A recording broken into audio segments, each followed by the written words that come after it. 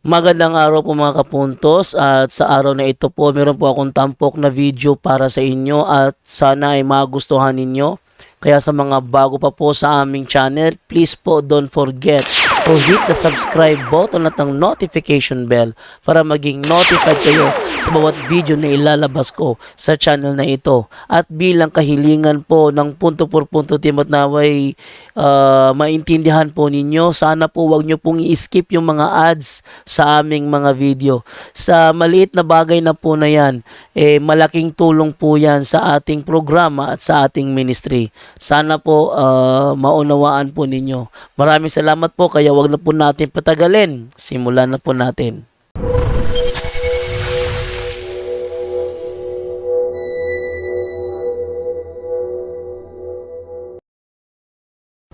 Hello mga kapatid, kumusta?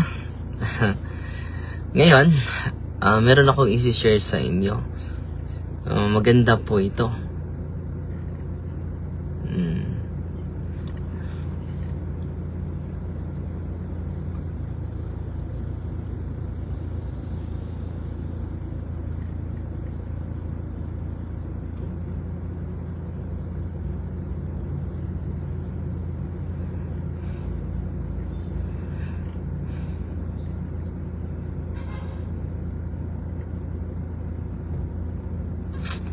Kasi kumusta po?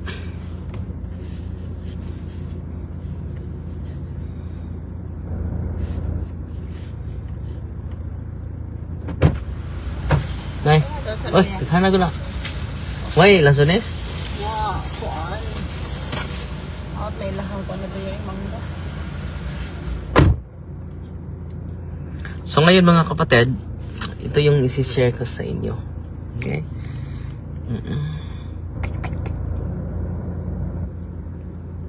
About sa virtues. Ito po yung kailangan natin na ma-develop. Itong cardinal virtues mga kapatid. Dahil ang dali nating mawala ng pag-asa eh. Okay? Ito po ay nasa Catechism of the Catholic Church, identifies virtues. Una, itong tinatawag na prudence, cardinal virtues po ito. So excited na ba kayo?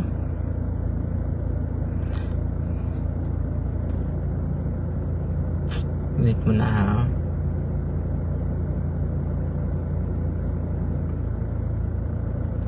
So ang etymology sa term virtues,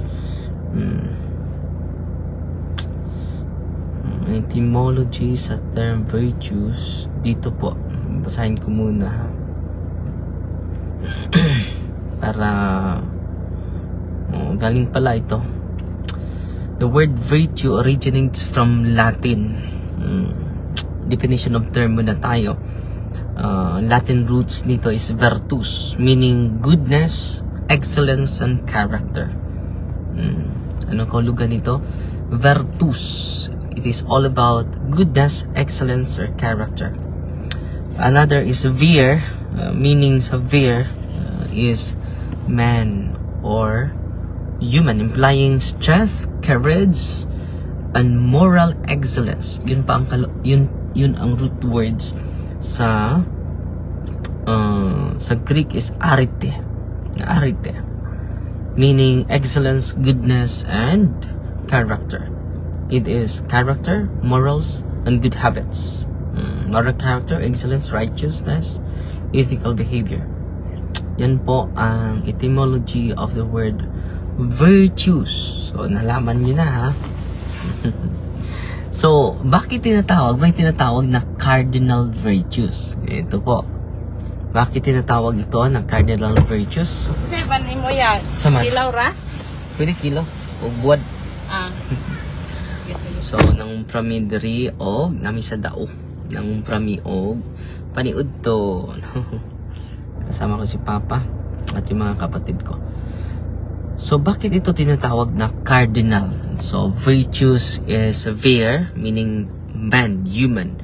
It is all about strength and courage, character, virtues. Okay? Bakit ito tinatawag na 4 po yung cardinal virtues based sa teaching ng simbahan? So ito po yung i-introduce ko sa inyo para hindi ko kasi stars sa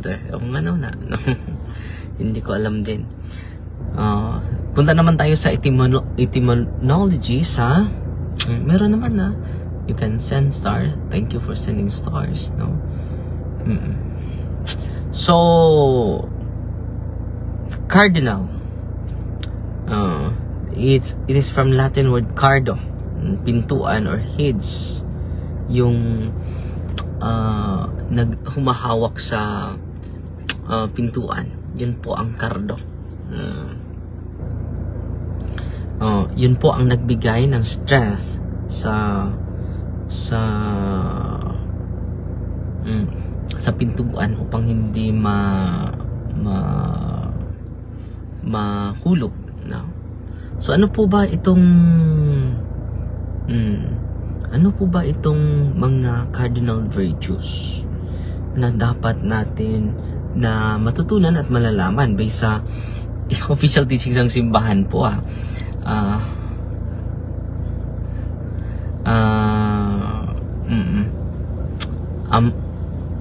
based sa aral ng simbahan, no? So din dito po yung teaching ng simbahan.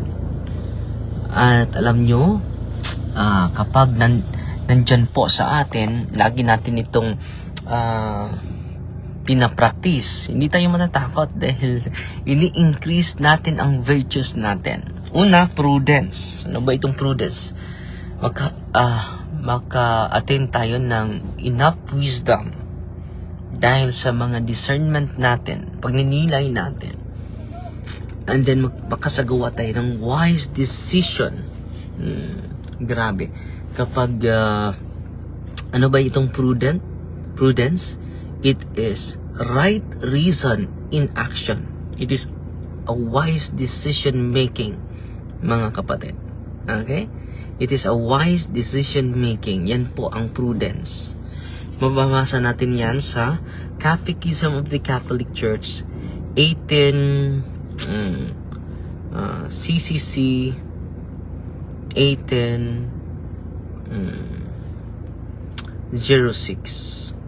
Tingnan natin ano ang nasa loob ng it. It is all about prudence. Prudence is a virtue that disposes practical reason to discern our true good in every circumstance and to choose the right means of achieving it. So kung gusto mong wasto na resulta, wasto din ang paraan. Okay. Hindi yung wasto ang resulta pero masama ang paraan. Hindi prudence po yun. So ang prudence, wastong paraan para ma-achieve natin ang kasaganaan. Kung masagana ka pero hindi naman wasto yung paraan, hindi yun prudence. To discern our true good in every circumstance and to choose the right means of achieving it. Yung kagandahan, dapat ang paraan ay tama din. Dahil merong mga magandang nakuha natin pero hindi naman galing sa magandang paraan. So prudence is the virtue that we need to practice. We need to increase every day. Kung wala tayong prudence, magkagulo tayo. Ano yung prudence? The right reason in action. Yan po ang dapat nating ma-achieve, no? Sunod naman ay itong tinatawag na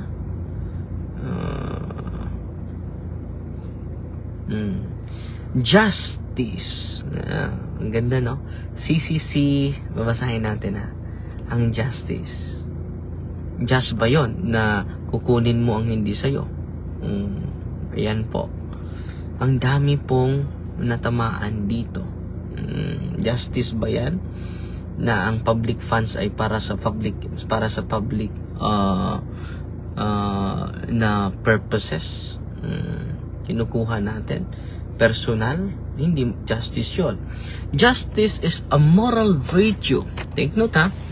Justice is a moral virtue that consists in constant and firm will to give the due to God and due to our neighbor. Meaning, firm will. Dapat meron tayong firm will. Hindi po ito para sa akin. Para po ito sa bayan. Yan po ang virtue. No, example, magpadala kayo para sa sports and evangelization. Hindi ko yun gagamitin para sa personal ko. Where is the justice? Gagamitin ko yan sa evangelization. Gagamitin ko yan sa mirong Panginoon. Nakakita sa akin. Kung hindi ka man nakikita ng mga tao, may Panginoon. Malinaw pa yung mata ng Panginoon. Malinaw na malinaw. So, anong gagawin natin? We need to have a firm will, a steadfast will. Ang para sa akin, para sa akin. Ang hindi para sa akin, wag mong kunin. Ibigay mo sa ating kapwa. Yung para sa'yo, ay para sa'yo. Yung para sa kapwa natin, ay para sa kapwa natin. Ang para sa Diyos, ay para sa Diyos. Yan po ay hustisya po. Ano mangyari? Kapag gagamitin natin ang hindi sa atin, injustice po yun. Okay?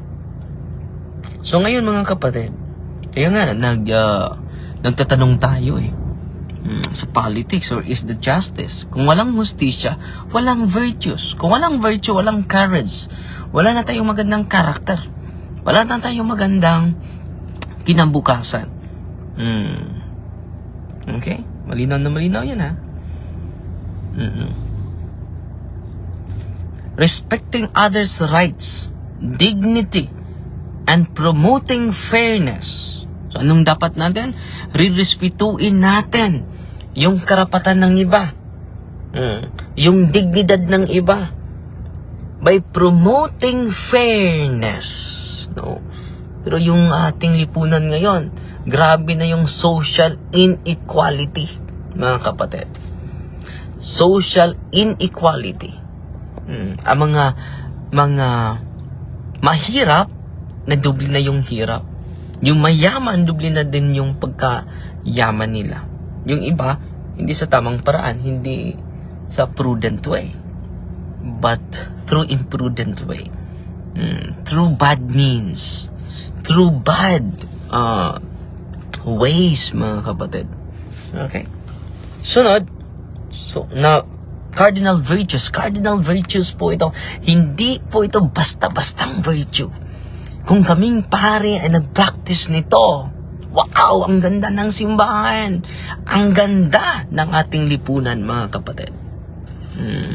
No star symbol, so can't send stars either. Sorry. Si Maria Sarmiento. Hindi ko alam. So ngayon, yan po ang nasa CCC 1807 po. Binabasa ko po. Punta naman tayo sa pangatlo na cardinal virtues. Isi-share ko po ito sa inyo para ma-inspire po kayo.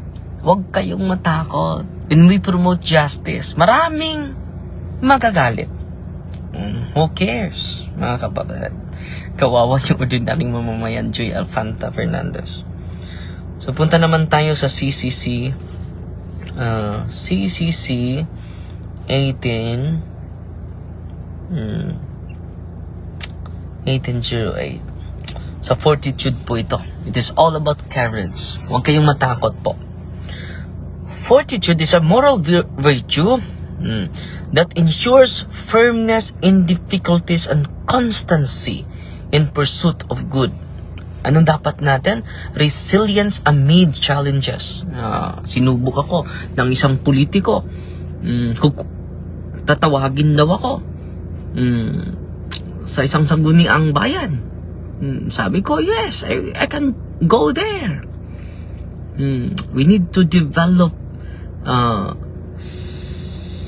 fortitude. strength, courage, firmness, resilience amidst challenges, constancy. So firmness and constancy. Ano tong constancy? Perseverance in pursuing goodness. Dapat gawin natin ang dapat gawin. Huwag kayo. Constancy ang dapat natin. Difficulties, overcoming obstacles and hardships, enduring persecution. Dapat matibay tayo. Hindi tayo matatakot. Because one of the cardinal virtues is fortitude. Where is our courage kung aatras na tayo kapag merong question sa atin, di ba? Matthew chapter 10 verse 22, endurance during persecution. Romans chapter 5 verse 5, we need to ask the gifts of perseverance. Okay? 2 Timothy chapter 2 verses 3 to 4, enduring hardships. Huwag kayong matakot. Yan po, malinaw na malinaw yan ha. Virtue associated with fortitude is courage, endurance, patience, and perseverance. Okay? Ang spiritual practices na dapat nating i-develop is prayer, fasting, almsgiving, and spiritual direction. We need spiritual direction. We need the Word of God. We need a priest to give us spiritual guidance, mga kapatid. Okay? Sunod, last na po, 4 lang po ito. Ang panghuli is the cardinal virtues. Cardinal virtues ng panghuli is temperance. It is all about moderation, self-control, balance in desires and emotions. Temperance, moderation po. In medio stat virtus, sabi ni Saint Augustine, in medio stat virtus, in the middle the virtue will grow. CCC, mabasahin natin, 1809. Ito ang nakasulat sa Catechism of the Catholic Church. So, binabasa ko yung Catechism of the Catholic Church. Temperance is the moral virtue that moderates the attraction of pleasures. Ang isang tao na walang moderation, galit na hindi makapag-process sa kanyang emotion, nakapatay. Nasa bilangguan na ngayon. Balance in the use of created goods. So, provides balance in the use of created goods. Kung meron tayo, pwede tayo mag-share. At kung meron kang marami, pwede mo i-share sa iba. Mga grabe ari-arian, pwede nyo i-share yun sa mga mahihirap. Hindi nyo madala sa langit. So, key elements, moderation, balancing desires and pleasures. Ibabalance natin. Because in medio stat virtus, in the middle, the virtue will grow. In the middle, the virtue will grow. Self-control, regulating emotion and passions. Dapat i-regulate natin yung emotion, hindi tayo magpadalos-dalos. No? Moderation in emotion and passions. Dapat moderate tayo dyan. Balance. Prudent use of created things. 1 Corinthians chapter 6 verse 12, self-control. Galatians chapter 5, 22-23, the fruits of the Holy Spirit. Matthew chapter 4, 1-11, it is all about the temptation. Merong fruits of temperance. Mabasahin natin. Ang ganda nito. Fruit of temperance. Basahin natin Maganda ito. Fruit of temperance. CCC 18:20. The fruits of temperance. Nandito po ito sa CCC 18:20. Chastity, integration of sexuality within marriage and celibacy. So itong chastity ay pinaka-importante. Bakit nagiba yung pamilya? Dahil sa impurity. It is the fruit of temperance. No? Integration of sexuality within marriage and celibacy. So dapat ito ang i-promote natin. Ito ang fruits of temperance, chastity. Yung pare, maging dedicated sa kanyang ministry. Bibigyan niya yung lahat para sa ministry po. Second is modesty. Humility and simplicity in thoughts, words, and action. Modesty. No, wow, ang ganda ng It is the fruit of temperance. Modesty, humility, and simplicity in thoughts, words, and action.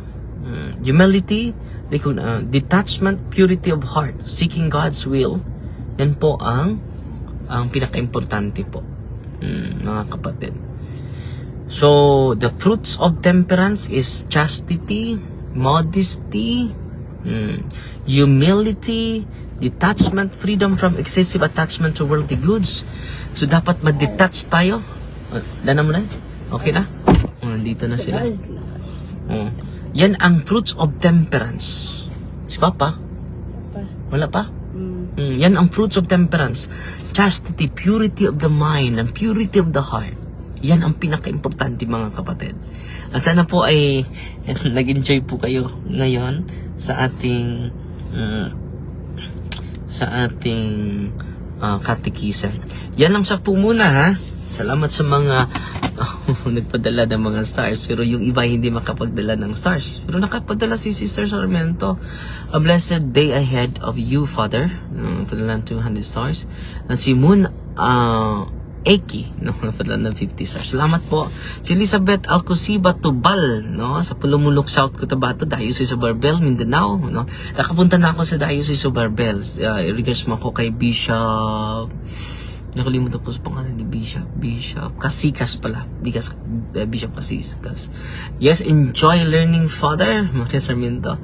Mabuti ka, Papas. Nandyan ka para ipaglaban mo ang karapatan ng mga constituents ng bayan nyo para sumpuin ang korupsyon. Salamat. At ibigay ang karapat-dapat sa mga tao ng bayan. I salute you, braveness, Father Darwin. Sana po ma-inspire po ang ibang tao para mamumuno kagaya nyo po. So yan po, hindi naman tayo tatakbo sa eleksyon, wala naman tayong political interest. Yung interest natin ay para sa kapakanan ng lahat. Amen? So yan po ang ating ginagawa ngayon. Dito na si ate. So, babay na, no? Babay na, mga kapatid. Si Papa, te? Wala ko pa, Papa, dire? Wala pa. Ano ate? Paano naman ito?